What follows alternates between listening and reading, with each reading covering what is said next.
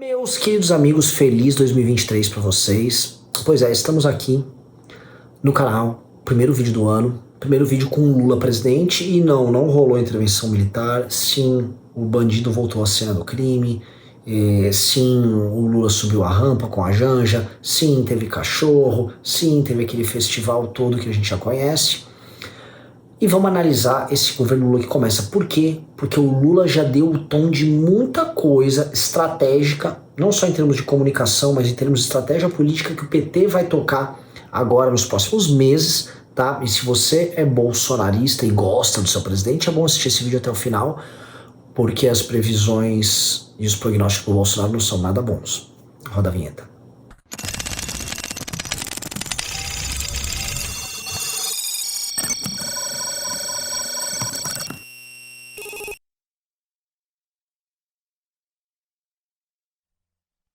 Vamos lá, meus amigos, olha só, eu fiz uma live semana passada tratando dessa mesma questão no Clube MBL, contando e antecipando algumas novidades, alguns boatos que nós tínhamos, então vem pro clube, informações de bastidores, antes de todo mundo a gente já tem, e esta semana a gente está soltando um relatório, tá, analisando os principais ministros do governo Lula, que tá vindo aí, até pra gente conhecer melhor as fraquezas, as forças e por que eles foram colocados lá. A gente tá fazendo esse levantamento e vai ser o relatório que vai sair essa semana. Então entra pro clube, é R$1 por dia, vale demais, além de ajudar o MBL a construir aquele nosso projeto que vocês sabem qual é, nós vamos fazer esse ano. Vamos lá, galera. Lula chega ao poder, tá? Lula tem o seu evento, caminhões não, pô, ônibus e mais ônibus fretados por sindicatos e pelo próprio PT trazem militantes do Brasil. Há gente que foi lá espontaneamente, sim, mas há também aquele clássico modelo petista de trazer sua massa de manobra, e isso aconteceu, novamente. Não que o bolsonarismo também não faça, mas, enfim, é importante notar. Só que certas coisas que aconteceram nessa posse, elas precisam ser notadas porque elas já explicam como será o governo, e muita coisa aconteceu. Primeiro, tá, vamos notar as duas quebras de protocolo principais, que foram tocadas, a meu ver, pela Janja.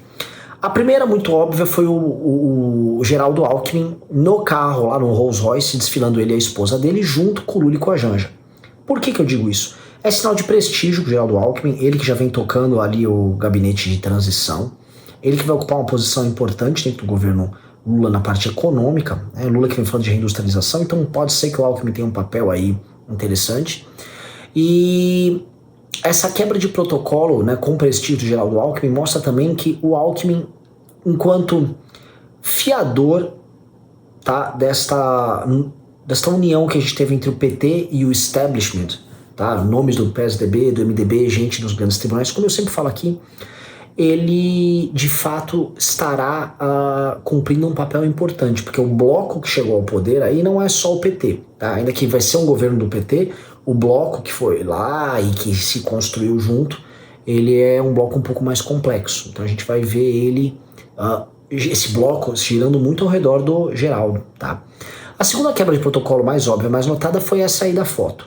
O Lula recebendo a faixa, não só, né, de uma mulher negra tal, mas de várias pessoas que eles chamaram de povo brasileiro. Aquilo lá são os representantes do povo brasileiro, e o povo brasileiro, diferente do Bolsonaro, ele foi entregar a faixa ao Lula. Foi uma jogada inteligente, enquanto jogada de marketing, foi muito esperta por parte do Lula, porque o Bolsonaro meio que ia marcar a posse do Lula como uma posse infame, porque o presidente atual não passou a faixa, porque o Lula roubou a eleição. É isso que o Bolsonaro quis passar para os militantes. Mas o Lula falou, olha, esse cara não me passou, dane-se, quem me passou foi o povo.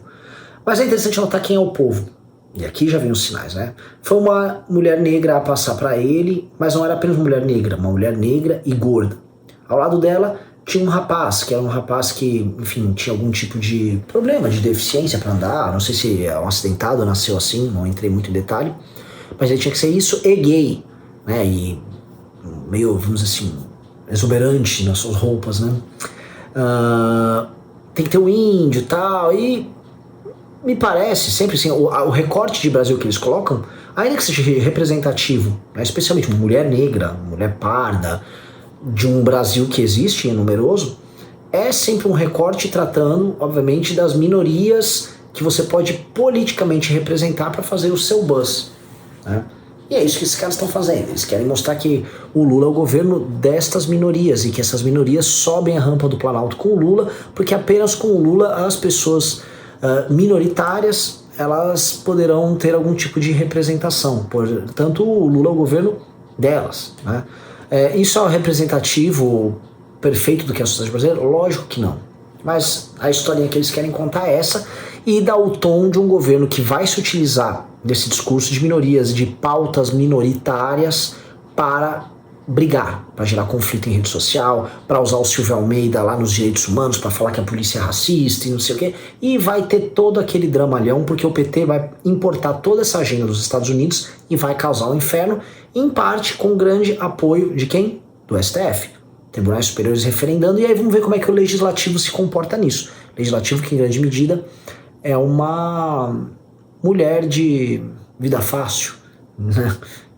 Muda de... era conservador e patriota até ontem, agora já será progressista e woke, né? Então esses sinais ali, tá, dessa quebra de protocolo, já nos deixam ligados, são duas coisas que a gente tem que ter em mente. Coloquem sempre isso. Esse governo ele vai se desenrolar agora, a partir do dia 2, 3, 4, 5, 10, 20, 100, 200, né? E a gente tem que ver, só que esses dois pontos são pontos importantes. Outros sinais fundamentais para a gente também pegar estão nos decretos do Lula. O primeiro decreto, o decreto óbvio, o decreto das armas, tá? Ele derruba lá o decreto do Bolsonaro, que é, enquanto norma jurídica, né, o decreto é muito fraco, ele é muito precário, ele é frágil. Por quê? Porque o outro presidente pode simplesmente revogar o decreto. Se fosse um projeto de lei, o Lula não poderia revogar. E por que não virou um projeto de lei se o Bolsonaro tinha maioria na Câmara e no Senado e ele conseguia passar o projeto? Porque o Bolsonaro queria a galera dessa turma das armas tal, sempre na mão dele. Precisa me apoiar, senão o Lula volta e derruba. E o Lula de fato voltava e derrubava. Só que um cara que passou até PEC kamikaze, a PEC dos precatórios para dar calote, tudo que interessava ao Bolsonaro passou na Câmara, porque é um tema que foi central para a eleição em 2018 dele, não passou. Ele não quis botar, nunca quis botar. E é bem verdade, a turma das armas, né, quando quis botar uma vez uma cabecinha para fora para querer brigar, como foi o Benem em 2019, tomou porrada do Carluxo, e aí tem de duas uma. Ou você faz que nem o MBL e dá porrada de volta, ou você aceita. Não quer perder os seguidores, não sei exatamente. Eu sei que eles aceitaram, ficaram lá ganhando like dos bolsonaristas, e agora a causa deles morreu. E é a seguinte, não vai passar na Câmara PL agora, a Câmara não vai andar com isso, e vai ficar por isso mesmo. Entendeu? Vai ficar por isso mesmo e, né, quiseram, enfim, ficaram reféns do Bolsonaro, todo mundo fica refém do Bolsonaro e acaba não se dando muito bem. Né? Fica isso de lição também, gosto do Benê, gosto de algumas pessoas aí, já perdemos contato com a galera, mas o que vocês querem, né? Enfim. Outro decreto foi o decreto que mostra que é, vamos dizer assim, mostra o maquiavelismo do Lula. Dá uma olhada no vídeo.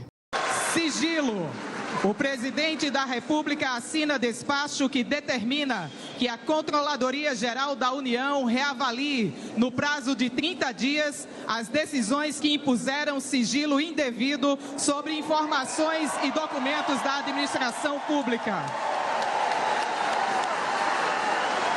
Pois é isso que você está imaginando. O Lula derrubou, vamos dizer assim, o segredo que foi colocado de 100 anos pelo Bolsonaro em diversos atos do governo dele. E ele tem um prazo de 30 dias, na verdade a CGU tem um prazo de 30 dias para avaliar, né, e tirar esse segredo. O Lula, de um lado, cumpre uma promessa que ele foi dada na campanha, e segundo, ele tem 30 dias junto ali com a CGU para colocar muita gente contra a parede. O que a gente já levantou com o time nosso do Clube MBL, especialmente a turma do Papo de Jornalista? Tem muita coisa nesses sigilos que envolve não apenas o Bolsonaro, mas atos do governo dele e de gente do Centrão que está hoje, por exemplo, apoiando o Arthur Lira na Câmara. E o Lula vai ter à disposição muito material bombástico. Lembra dos sigilos que foram colocados lá sobre aquelas conversas envolvendo patriotas cristãos no Ministério da Educação? Aquele escândalo horroroso que houve? Pois é.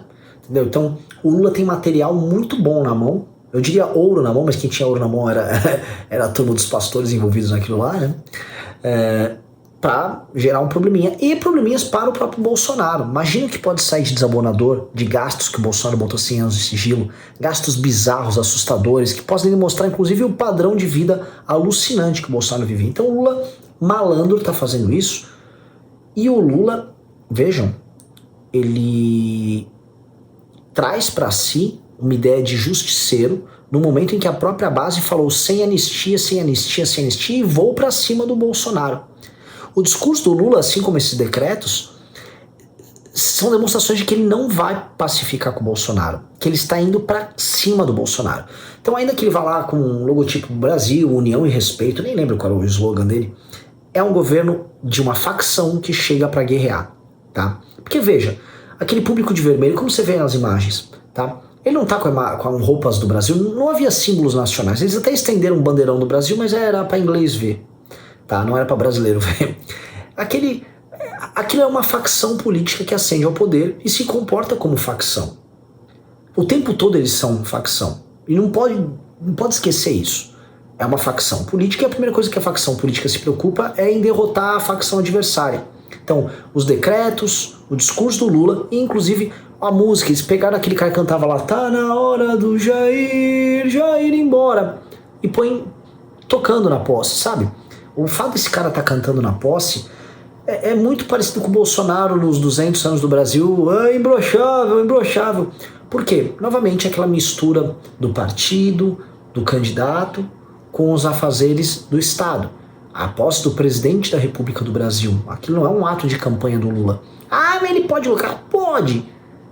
É conveniente? Mostra essa mistura o tempo todo acontecendo, né? Então aí eles botaram isso aí e o Lula vai para cima do Bolsonaro. Esses decretos revogados, o discurso, música, tudo tá nisso. O sinal que o PT botou mandando todo mundo lá com o busão. É todo mundo de vermelho mesmo.